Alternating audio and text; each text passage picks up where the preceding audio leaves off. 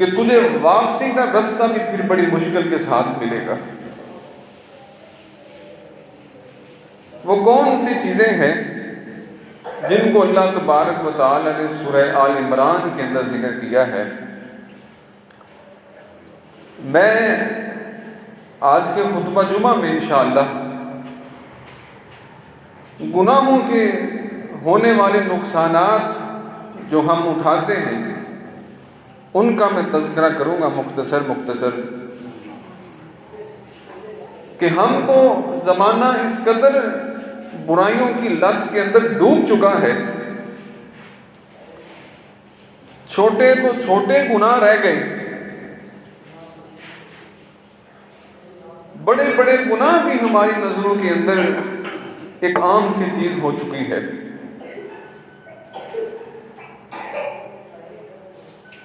حضرت انس رضی اللہ تعالیٰ عنہ کہتے ہیں، اپنے دور کی بات کرتے ہوئے،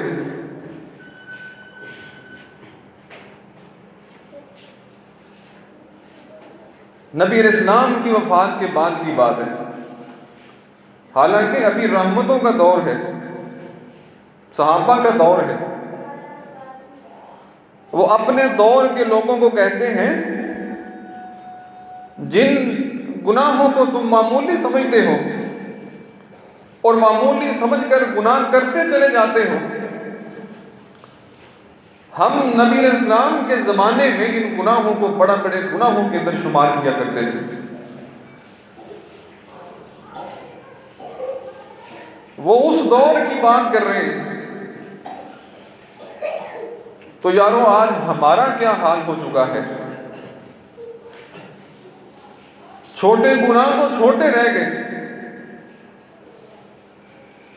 بڑے گناہ بھی ہماری نظروں کے اندر اتنے ہلکے ہو چکے ہیں، ہمیں احساس تک نہیں ہو رہا کہ ہم کتنے گناہوں کے اندر ڈوبتے چلے جا رہے ہیں۔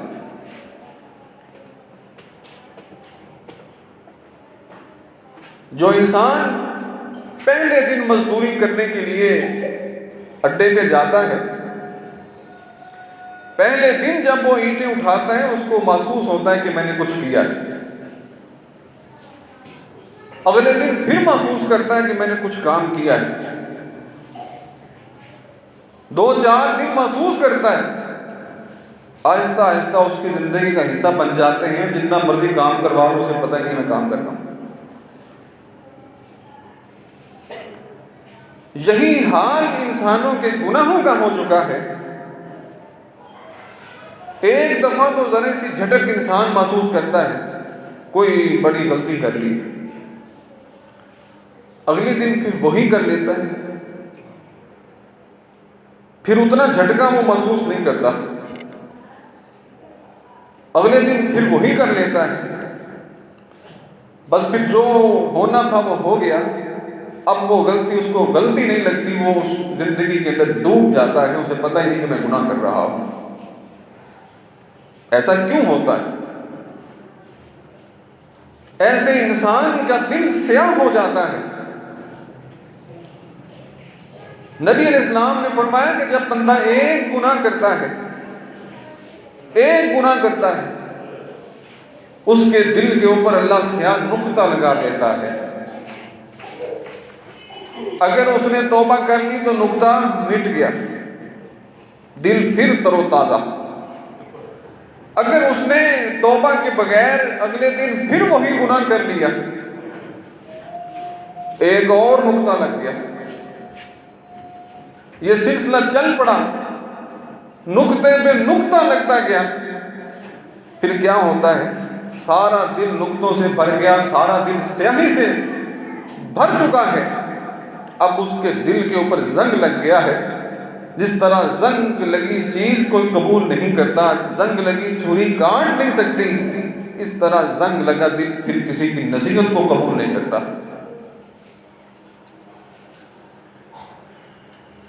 کاش کہ انسان ایک غلطی کرنے کے بعد تھوڑا سا اپنے آپ کو جھنجھوڑے تو صحیح، ایک نماز چھوڑنے کے بعد اپنے آپ کو تھوڑا سا جھٹکا تو دے کہ تو نے غلطی کر لی، ابھی پلٹ آؤ، واپس وقت ہے۔ لیکن اگر وہ اپنے آپ کو جھٹکا نہیں دیتا، اگلی نماز پھر ویسے گزر گئی ہے، اگلا دن ویسے گزر گیا ہے، ہفتہ ایسے گزر گیا، مہینہ ایسے گزر گیا،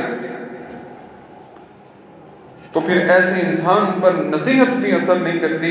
کلا بل ران علی قلوبہم ما کانوا یکسبون، ایسے دلوں پر اللہ تعالیٰ نے زنگ لگا دیا ہے۔ ختم اللہ علی قلوبہم، ایسے دلوں کے اوپر اللہ نے مہر لگا دی۔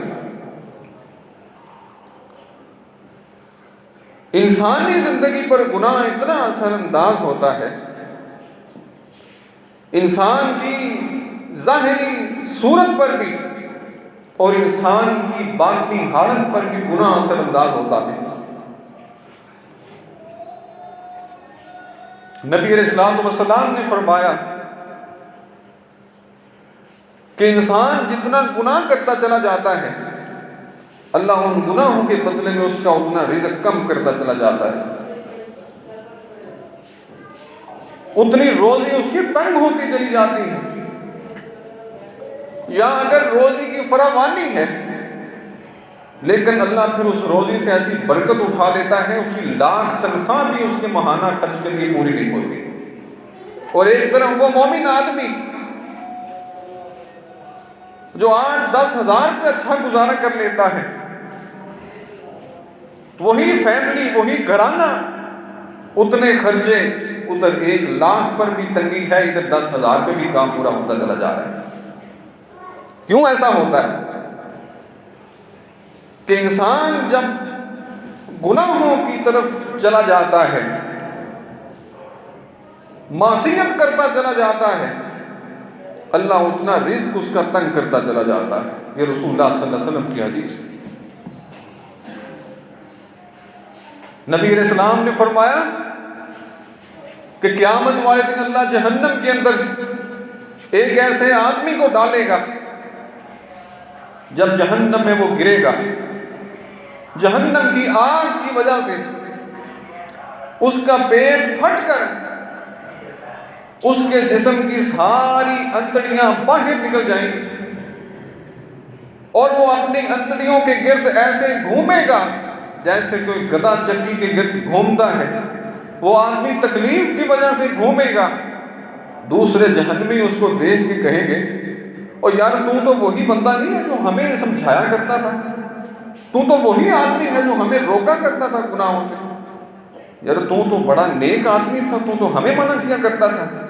جہنمی اس آدمی سے کہیں گے، وہ کہے گا کہ ہاں ایسی بات ہی ہے کہ میں آپ کو منع کیا کرتا تھا لیکن میں خود نہیں رکا کرتا تھا، تمہیں تو میں روکتا تھا لیکن میری اپنی حالت انہی گناہوں کے اندر ڈوبی ہوئی تھی کہ تمہیں بس منع کرنا میری زندگی کا حصہ بن چکا تھا، لیکن خود باز آنا یہ میرے لیے مشکل تھا، میں گناہوں کے اندر ڈوبا ہوا تھا جس کی آج میں سزا کاٹ رہا ہوں جہنم کی۔ اللہ ہمیں جہنم کے عذاب سے محفوظ فرمائے۔ یعنی ایسا انسان جو اپنی حالت کو بدلنے کی بجائے دوسروں کے اوپر کوڑا رکھ کے کھڑا ہوا ہے، دوسروں کے اوپر دوربین لگا کے کھڑا ہوا ہے، اس کی چھوٹی چھوٹی غلطی اس کو شیطیر نظر آتی ہے اور اپنا شیطیر اس کو تنکا تک نظر نہیں آتا، تو ایسا شخص قیامت والے دن ایسے ہی عذاب سے دوچار کیا جائے گا۔ اور نبی علیہ السلام نے فرمایا کہ 2 ایسے بڑے گناہ ہیں، اللہ ہر گناہ کا عذاب قیامت والے دن دے گا۔ جس شخص نے دنیا کے اندر توبہ نہ کی، جس آدمی نے اگر دنیا میں توبہ کر لی، ہو سکتا ہے کہ اللہ تعالیٰ اپنی رحمت سے معاف کر دے۔ اللہ بڑا غفور رحیم ہے۔ اللہ پاک نے ایک تختی کے اوپر لکھا ہوا ہے، ان رحمتی وسعت من غضبی، کہ بے شک میری رحمت میرے غضب کے اوپر حاوی ہے۔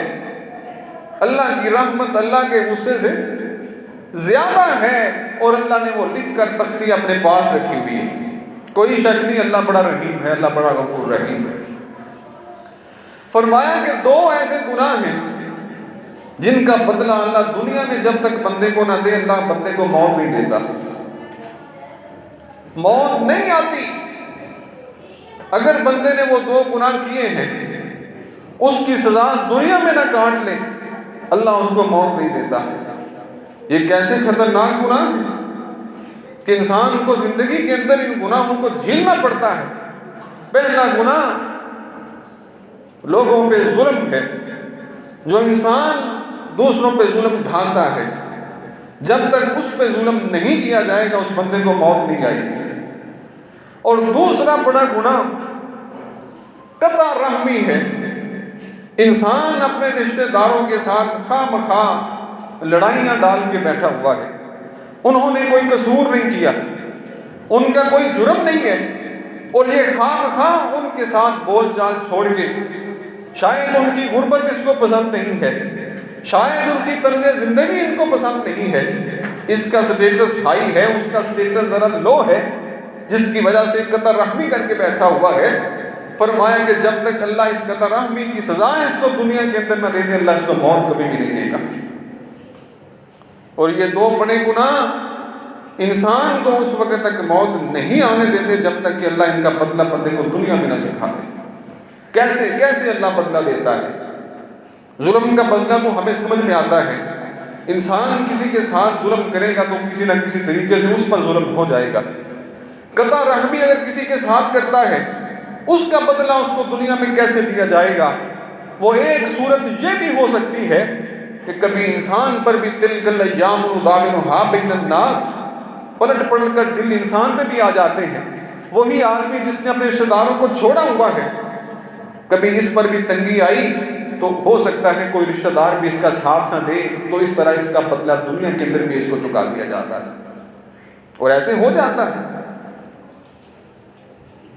گناہ انسان کی زندگی کو تاریک کر دیتے ہیں۔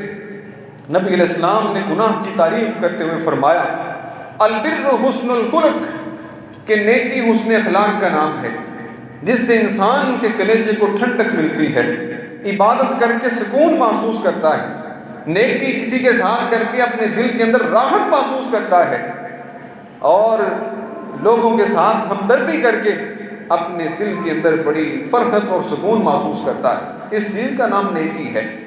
اور فرمایا کہ والاسم ما حاک فی صدرک، اور گناہ وہ ہے جو تیرے دل کے اندر کھٹکا پیدا کرے۔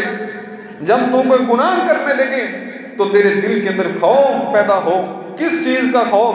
وَكَرِهْتَ أَن يَطَّلِعَ عَلَيْهِ النَّاسُ، اور تو اس بات کو ناپسند کرے کہ لوگ میری اس بات کو جان پائیں، یعنی تو اس بات کو ناپسند کرتا ہو کہ تیرے اس عمل کو، تیرے اس حرکت کو لوگ جان پائیں، جو تیرے دل کے اندر کھٹکا پیدا کرے، جو تجھے دل کے اندر خوف پیدا کر دے کہ لوگ کہیں میرے اس عمل کو دیکھ نہ لیں اور مجھے برا نہ جانے، ہر وہ چیز گناہ ہے۔ آپ دیکھیں کہ کن چیزوں کی وجہ سے ہمیں خوف محسوس ہوتا ہے۔ اگر ہماری اس حرکت کو کسی نے نوٹ کر لیا، کہیں ہمیں تار و تشنیع کا نشانہ نہ بنا دیا جائے۔ اگر میں کوئی ایسی حرکت کر بیٹھوں کہ لوگ سمجھ بیٹھیں کہ بڑا متقی ہے اور کام یہ کرتا ہے، تو فرمایا کہ ہر وہ عمل جس پر تیرے دل کے اندر کھٹکا پیدا ہو جائے وہ گناہ ہے، اور اس گناہوں کی طرف تو نہ جا۔ گناہ سب سے پہلے انسان کے رزق کو تنگ کر دیتے ہیں، انسان کی روزی کے اندر دشواری پیدا کر دیتے ہیں۔ نبی علیہ الصلوۃ والسلام نے فرمایا، جس قدر انسان گناہوں کے اندر ڈوبتا جاتا ہے، اللہ اس کی روزی کو اتنا تنگ کرتا چلا جاتا ہے۔ وَمَنْ أَعْرَضَ عَنْ ذِكْرِي فَإِنَّ لَهُ مَعِيشَةً ضَنْكًا، جو انسان اللہ کے ذکر سے اعراض کرتا ہے، گناہوں کی طرف چلا جاتا ہے اور اس کا دل گناہوں کے ساتھ لگ جاتا ہے، نیکی اس کو بھلی محسوس نہیں ہوتی، لوگوں کے ساتھ ہمدردی اس کو اچھی محسوس نہیں ہوتی۔ وَمَنْ أَعْرَضَ عَنْ ذِكْرِي فَإِنَّ لَهُ مَعِيشَةً ضَنْكًا، اللہ ایسے آدمی کی زندگی کو تنگ کر دیتا ہے۔ وہ مال و دولت ہونے کے باوجود بھی تنگی محسوس کرتا ہے، وہ بڑا گھر ہونے کے باوجود بھی اپنے آپ کو تاریک محسوس کرتا ہے، وہ بڑے ملازم ہونے کے باوجود بھی اپنے آپ کو تنہا محسوس کرتا ہے۔ جس آدمی کا دل گناہوں سے آلودہ ہو گیا، بڑے نقصانات ہیں، پہلا سب سے بڑا نقصان کہ گناہگار اور لوگوں کے درمیان بے تعلقی پیدا ہو جاتی ہے۔ ایک انسان شراب نوشی شروع کر دیتا ہے، ایک انسان سودی کاروبار شروع کر دیتا ہے، تو عام لوگوں کے ساتھ اس کا رویہ، لوگ اس کے ساتھ نفرت کرتے ہیں۔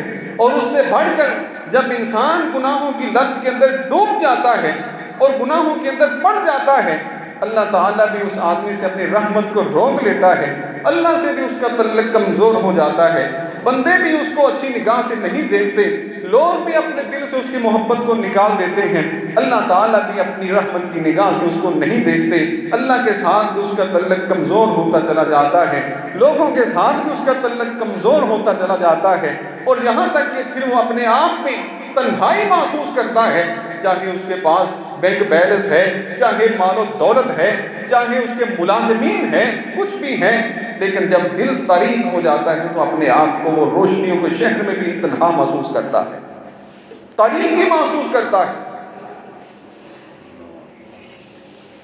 اور اللہ کی محبت، اللہ تعالیٰ کا تعلق اس قدر پاکیزہ ہے، اس قدر رحمتوں والا ہے کہ جس آدمی کو اللہ کی محبت نصیب ہو جاتی ہے اس کا دل اللہ کے نور سے بھر جاتا ہے، اور جس آدمی سے اللہ اپنی محبت کو اٹھا لے، اللہ اپنی رحمت کو اٹھا لے، اللہ کی قسم اس آدمی کا دل تاریک ہوتا چلا جاتا ہے، یہاں تک کہ اس کو دل کی بیماریاں اس کے دل کے اندر مضبوط ہوتی چلی جاتی ہیں، وہ صحت مند ہونے کے باوجود بھی دلی طور پر کمزور ہو جاتا ہے۔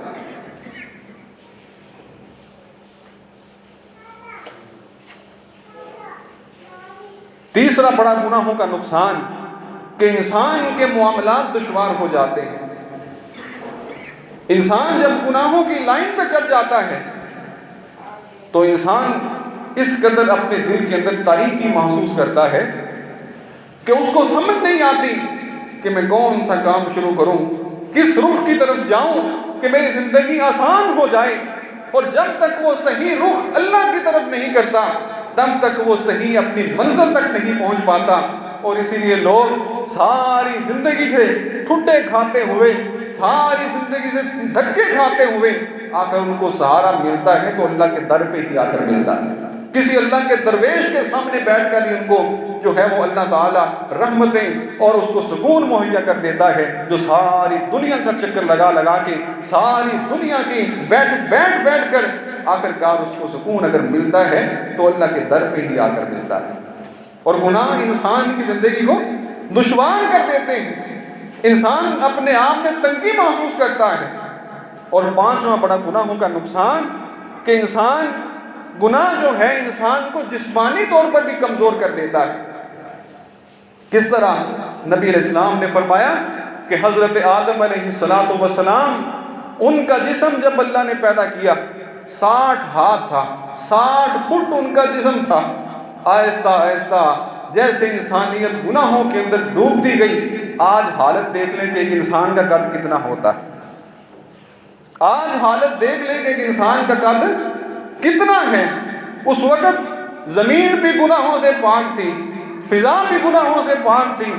حضرت آدم علیہ السلام کو جب اللہ نے پیدا کیا، ان کے بعد جو قومیں تھیں اتنے لمبے لمبے قدوں والی، جیسے انہوں نے گناہوں کا ارتکاب شروع کیا اللہ نے ان کی جسمانی حالت کو بھی کمزور کر دیا۔ آج دیکھ لیں چھوٹے چھوٹے بچے جوان ہو کے پھرتے، اپنی ہماری حالت کو دیکھیے۔ رسول اللہ صلی اللہ علیہ وسلم نے فرمایا جب عیسیٰ علیہ السلام آئیں گے کوئی بھی کافر نہیں ہوگا دنیا کے اندر، کوئی ایک بھی گناہ کرنے والا نہیں ہوگا، سب مومن ہوں گے اور مومنوں سے اللہ کی زمین بھری ہوئی ہوگی، کوئی گناہ کرنے والا نہیں ہوگا۔ ایک انار کھائیں گے، ایک انار توڑیں گے، قرب قیامت کی بات کر رہا ہوں، ایک انار توڑیں گے تو پوری جماعت ایک انار کھا لے گی، اپنا پیٹ بھر لے گی، اللہ اتنی برکت ڈال دے گا۔ یعنی گناہ برکت کو اٹھا لیتا ہے، معصیت کی وجہ سے اللہ اپنی برکت کو واپس لے جاتا ہے۔ امام ابن قیم رحمۃ اللہ علیہ انہوں نے ایک واقعہ لکھا کہ بنو امیہ کے دور کا کچھ سامان لوگوں کو ملا، اس سامان کے اندر ایک تھیلی بھی لوگوں کو ملی، وہ تھیلی حضرت عمر بن عبدالعزیز رحمۃ اللہ علیہ کے دور کی تھیلی تھی۔ عمر بن عبدالعزیز کون ہیں؟ جن کا دور عدل والا دور ہے، جن کے دور کے اندر اس قدر اللہ کی رحمتیں برستی تھیں، اس قدر اللہ کی رحمتوں کی فراوانی تھی، اس قدر سنت کا پرچار تھا، اس قدر وہ بدعات کا توڑ کرنے والے تھے کہ ہر طرف ہر چیز کے ساتھ عدل ہوتا تھا، اللہ کی سنت کے ساتھ بھی عدل ہوتا تھا، لوگوں کے ساتھ بھی عدل ہوتا تھا، عبادت کے اندر بھی عدل ہوتا تھا۔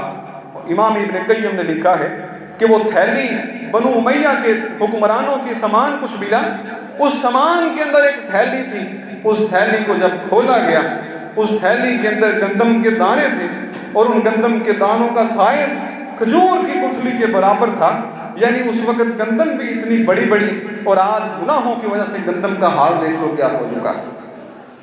لوگوں کے گناہوں نے اللہ کی اتاری ہوئی برکت اور فطرت کو بھی کمزور کر کے رکھ دیا۔ چھٹا بڑا نقصان گناہوں کا،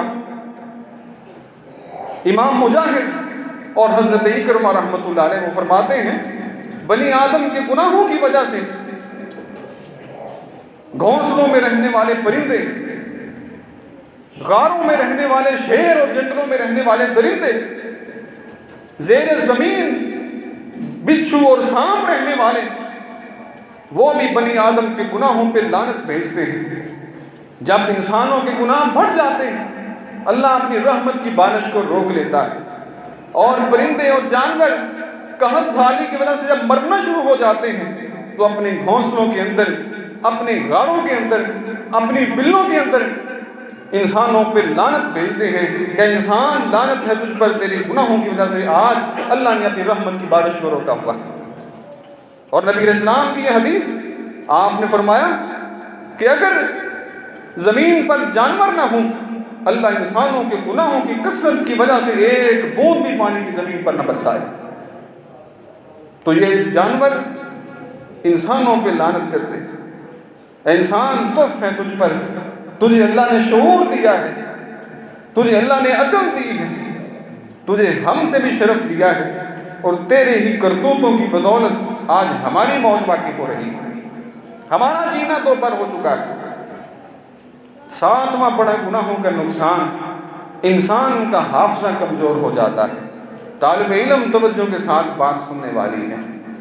امام محمد بن ادریس الشافعی رحمۃ اللہ علیہ، یہ شاگرد تھے امام مالک رحمۃ اللہ علیہ، یہ اپنے استاد امام مالک کے پاس بیٹھ کر درس حدیث لیا کرتے تھے، پڑھا کرتے تھے۔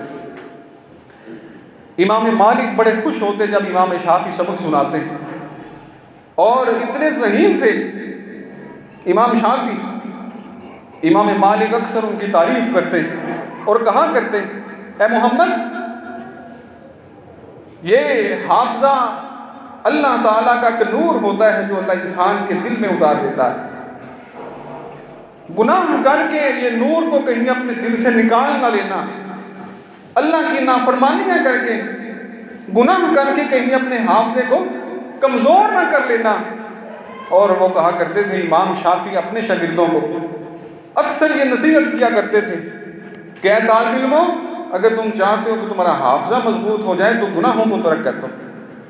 کوئی بھی شخص چاہتا ہے میری یادداشت مضبوط رہے، میری قوت حافظہ مضبوط ہو جائے، تو فرمایا کہ وہ اپنے گناہوں سے محفوظ رہے، اللہ کی معصیت نہ کرے، کسی قسم کا کوئی گناہ نہ کرے، اللہ تعالیٰ اس کے حافظے کو مضبوط کر دیتا ہے۔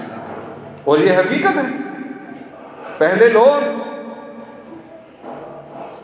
اگر بات بتلائی جائے تو شاید کسی کو یقین نہ آئے، 6 لاکھ احادیث ائمہ اکرام کو زبان میں حفظ ہوا کرتی تھی۔ امام بخاری جیسے امام، امام شافعی جیسے امام، جس دور کے اندر گناہوں کی کثرت نہیں تھی، اللہ کی اتنی معصیت نہیں تھی، اس قدر ان لوگوں کے حافظے تیز ہوتے تھے۔ کوئی کتب کا اتنا دور نہیں تھا، سب کچھ ذہنوں کے اندر یاد ہوتا تھا، معصیت کا دور نہیں تھا، گناہوں کا دور نہیں تھا، اپنے آپ کو بھی گناہوں سے محفوظ رکھا، اللہ نے ان کے حافظوں کو اس قدر مضبوط کر دیا۔ تو حضرت شافعی، امام شافعی کا یہی قول کہ کوئی طالب علم اگر اپنے حافظے کو مضبوط چاہتا ہے تو گناہوں کو ترک کر دے، کوئی بھی گناہ ہے اس کو چھوڑ دے، اللہ اس کے حافظے کو مضبوط کر ڈالے گا۔ اب گناہ، کون سا گناہ ہم سمجھتے ہیں؟ ہم تو شاید نماز چھوڑنا گناہ نہیں سمجھتے، جس سے بڑا کوئی گناہ نہیں۔ ہم تو شاید جھوٹ بولنا کوئی گناہ نہیں سمجھتے، جس کو اللہ کے رسول نے اکبر الکبائر کہا ہے۔ بڑے بڑے گناہوں میں بڑا گناہ جھوٹ بولنا ہے، اور جھوٹ بولنا اللہ کے رسول صلی اللہ علیہ وسلم نے فرمایا، جس آدمی نے جھوٹ بولا اس آدمی کے منہ سے ایسی بدبو آتی ہے، رحمت کا فرشتہ 1 میل دور اس آدمی سے چلا جاتا ہے اس کے جھوٹ بولنے کی وجہ سے۔ شاید ہم گناہ اس کو سمجھتے نہیں، یہی تو گناہ ہے۔ انسان کسی کو دھوکہ دے، یہی تو گناہ ہے۔ کاروبار کے اندر ملاوٹ کرے، یہی تو گناہ ہے۔ فراڈ کرے کسی کے ساتھ، یہی تو گناہ ہے۔ اللہ کی عبادت کو چھوڑ دے، یہی تو گناہ ہے۔ اور گناہ کون سے ہوتے ہیں؟ حالت یہ ہو چکی ہے کہ ہمارے نزدیک بڑے بڑے گناہ بھی شاید بڑے نہیں، کسی کو پرواہ نہیں کہ میں نے کیا گناہ کر لیا، میں نے کتنی اللہ کی معصیت کر لی، میں نے کتنی اللہ کی نافرمانی کر لی۔ ابراہیم بن ادھم رحمۃ اللہ علیہ، ان کے پاس ایک نوجوان آیا اور آ کر کہتا ہے، اے شیخ، میں اپنے نفس پر گناہوں کو کنٹرول نہیں کر سکتا، ہر گناہ مجھ سے ہو جاتا ہے، مجھے کچھ بتائیں میں کیا کروں؟ آج تو نوجوان، اگر تو اپنی زندگی کو گناہوں سے محفوظ کرنا چاہتا ہے تو تجھے بھی وہی طریقہ اپنانا ہوگا کہ لوگ اپنے نفس کو پاک کرنے کے لیے علماء کا رخ کیا کرتے تھے، درویشوں کا رخ کیا کرتے تھے، آج تو نے ان چیزوں کو ہی چھوڑ دیا ہے۔ لیکن گھوم گھما کر آخر ساری دنیا پھر کر تجھے اگر نجات ملنی ہے تو اسی رب کے در سے ملنی ہے، اور کہیں بھی نہیں ملنی۔ ابراہیم بن ادھم کے پاس نوجوان آیا اور کہتا ہے، اے شیخ، اتنے گناہ کرتا ہوں، کنٹرول نہیں ہوتا، میں کیا کروں؟ حضرت شیخ کہتے ہیں، 5 چیزوں کی ذمہ داری تو اٹھا لے تو اللہ گناہوں سے تجھے بچا لے گا۔ کہا کہ کون سی؟